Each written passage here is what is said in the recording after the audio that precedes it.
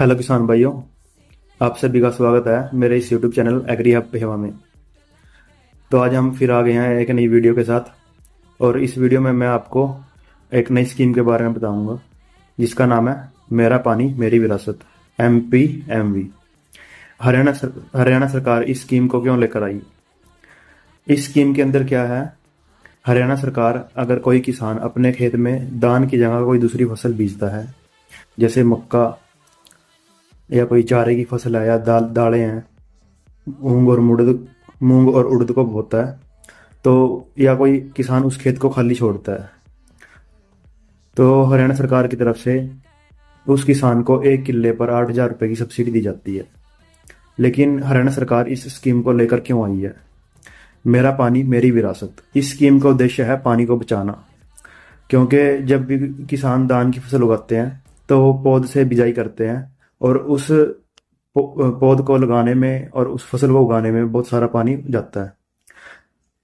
इसलिए हरियाणा सरकार ये स्कीम लेकर आई है ताकि जो पानी है उसकी बचत की जा सके और धान की जगह कोई दूसरी फसल उगा सके। लेकिन धान की फसल उगाने में मुनाफा ज़्यादा होता है और दूसरी फसलों में मुनाफा कम होता है। इसे गैप को कम करने के लिए हरियाणा सरकार 1 किल्ले पर 8,000 रुपये की सब्सिडी दे रही है। लेकिन किसान भाई क्या करते हैं, जैसे पंजीकरण करवा लिया, लेकिन उसके बाद उनके वो जो किले हैं MPMV के, वो वेरीफाई नहीं होते। उसके लिए किसान भाई को क्या करना है, आपने अब पिछले साल जिस खेत में धान की फसल उगाई थी उस खेत में दलहन, मक्का हो गया या चारे की फसलें हैं, या उस खेत को खाली छोड़ना है, तो वो उस खेत को करना है जिसमें पिछले साल धान की फसल थी। अब मान लो आपने पिछले साल चरी बो रखी थी ये खेत में, और अगले साल भी आपने इसमें चरी बो दी या कोई दाल की फसल उगा दी, इस स्कीम का लाभ आप उस खेत में नहीं ले सकते। उस स्कीम का लाभ लेने के लिए पिछले साल उसी खेत में धान की फसल होनी चाहिए। तो ये इसके मेन पॉइंट्स हैं। इसके बाद आप वेरिफिकेशन करोगे मेरी फसल मेरे ब्यूरो पे जाके, और उसके बाद कृषि विभाग की और राजस्व विभाग की पटवारी होगा, जैसे नंबरदार हो गए, वो टीम आएगी और आपके किलो को वेरीफाई करेगी।